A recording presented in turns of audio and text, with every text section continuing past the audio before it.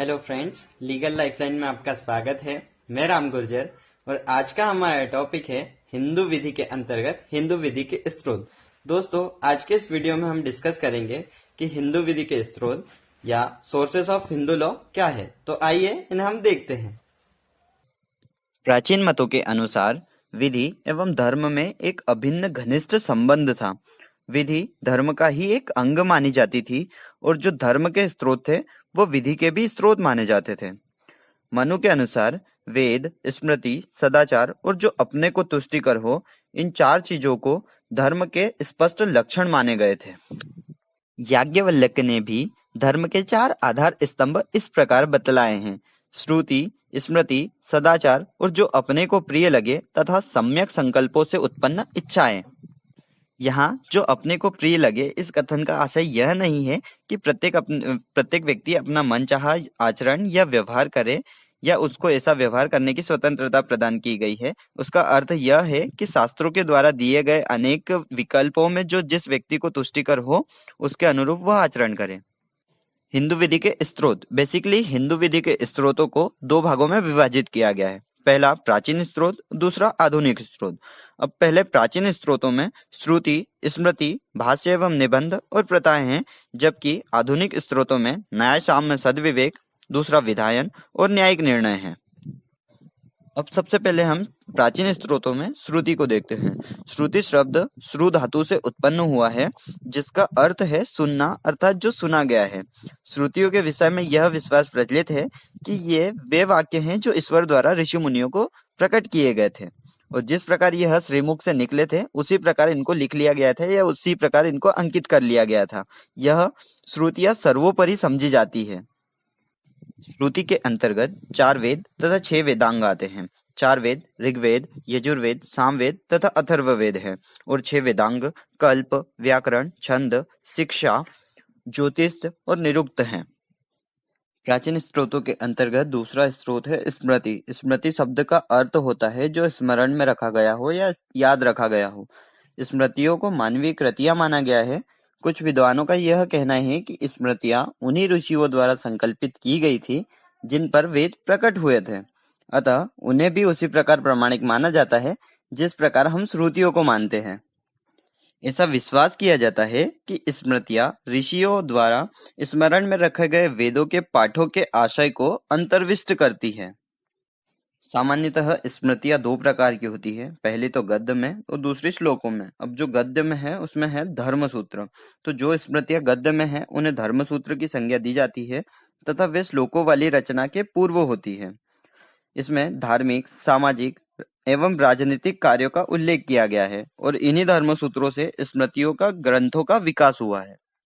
धर्मशास्त्र। जो स्मृतियां श्लोकों में है उन्हें धर्मशास्त्र की संज्ञा दी गई है। इनके विशिष्ट रचनाकार मनु, याज्ञवल्क्य, नारद, विष्णु, देवल, बृहस्पति, कात्यायन तथा व्यास जी हैं। मनु को स्मृतिकारों में सर्वोपरि स्थान दिया गया है। बृहस्पति ने स्वयं इस बात का समर्थन किया है कि स्मृतिकारों में मनु का स्थान सर्वोपरि है, क्योंकि उन्होंने अपनी स्मृति में वेदों के समय के भावों को निरूपित किया है। मनु के बाद याज्ञवल्क्य आते हैं, तो मनुस्मृति के बाद में याज्ञवल्क्य की स्मृति आती है और इनका भी महत्व कम नहीं है। इस पर लिखा गया भाष्य मिताक्षरा देश के अधिकांश हिंदू जनता को मान्य है। प्राचीन स्रोतों में अगला स्रोत है भाष्य तथा निबंध। हिंदू विधि का विकास अनेक रूपों में विभिन्न स्रोतों के द्वारा हुआ है, जिसके परिणाम स्वरूप स्मृतियों की विधि में अनेक मतभेद, अपूर्णताएं तथा अस्पष्टताएं आ गई थी। यहाँ आवश्यकता इस बात की थी कि सामाजिक आवश्यकताओं तथा सुविधाओं की दृष्टि में रखते हुए नियमों को एक ऐसा मोड़ दिया जाए जिससे वे सामाजिक प्रथाओं एवं रीति रिवाजों के अनुकूल हो सके। और फिर भाष्य एवं निबंधों का आश्रय इन्हीं दृष्टियों से लिया गया। भाष्य वे हैं जिसमें स्मृतियों को टीका या कमेंट की गई है। प्रमुख भाष्य कुछ इस प्रकार है: दाय भाग जिमुत मोहन द्वारा, विज्ञानेश्वर द्वारा मिताक्षरा, चंद्रशेखर द्वारा विवाद रत्नाकर, नीलकंठ द्वारा व्यवहार मुख। मिताक्षरा यह याज्ञवल्क्य स्मृति पर लिखा हुआ सबसे अधिक महत्वपूर्ण भाष्य है, जिसकी प्रतिष्ठा तथा प्रामाणिकता देश भर में मान्य है। इस भाष्य को 11वीं शताब्दी में विज्ञानेश्वर द्वारा लिखा गया। पीवी काणे के शब्दों में मिताक्षरा धर्मशास्त्र की उन तात्विक विचारधाराओं का प्रतिनिधित्व करती है जो 2000 वर्ष से प्रचलित थी।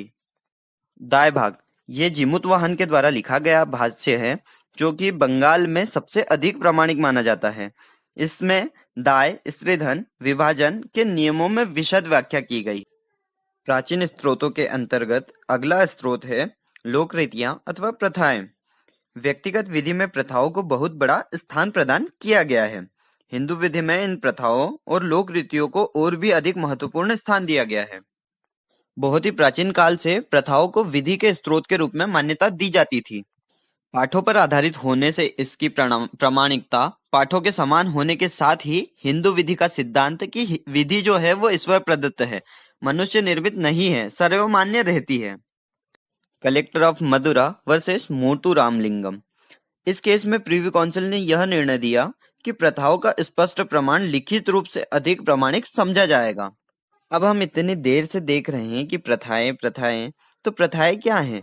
प्रथाएं वे नियम हैं जो किसी परिवार वर्ग अथवा स्थान विशेष में बहुत पहले से चले आने के कारण विधि से बाध्यकारी मान्यता प्राप्त कर लेती है। प्रीवी काउंसिल की जुडिशियल कमेटी ने प्रथाओं के विषय में कहा था कि प्रथाएं किसी स्थान विशेष, जाति अथवा परिवार विशेष के चिरकालीन प्रयोग के कारण विधि से मान्यता प्राप्त नियम है। हिंदू विधि में आधुनिक स्त्रोतों के अंतर्गत पहला है न्यायिक निर्णय या जुडिशियल डिसीजन। वे न्यायिक निर्णय जो कोर्ट के द्वारा हिंदू विधि पर दिए गए हैं या घोषित किए गए हैं, हिंदू विधि के स्त्रोत माने जाते हैं। इस प्रकार के स्त्रोतों में Privi council, supreme court, high court और भारत के जो अन्य कोर्ट हैं उनके निर्णय आते हैं। कोई भी पूर्व निर्णय विधि का साक्ष्य ही नहीं बल्कि उसका स्त्रोत भी होता है तथा जो कोर्ट होते हैं उस पूर्व निर्णय से बाध्य होते हैं। आधुनिक स्त्रोतों के अंतर्गत दूसरा स्त्रोत है विधायन। विधायन हिंदू विधि में महत्वपूर्ण स्थान रखते हैं। किसी भी देश में विधि निर्मित करने का अथवा उसमें परिवर्तन करने का अधिकार किसी व्यक्ति विशेष को नहीं है, बल्कि ऐसा अधिकार किसी प्रभुसत्ताधारी को ही प्राप्त है। अंग्रेजी शासन समाप्त होने के साथ ही भाष्यकारों का जो विधि में परिवर्तन करने का, उसमें संशोधन करने का अधिकार था वो समाप्त हो गया। अब उनमें उस प्रकार परिवर्तन करने का अधिकार विधानमंडलों को ही प्राप्त है। इन विधानमंडलों द्वारा पारित अधिनियम अब विधि के स्रोत बन गए हैं। आधुनिक स्रोतों के अंतर्गत अगला स्रोत है न्याय, साम्य तथा सद्विवेक। न्याय, साम्य तथा सद्विवेक को भी हिंदू विधि का स्रोत माना जाता है।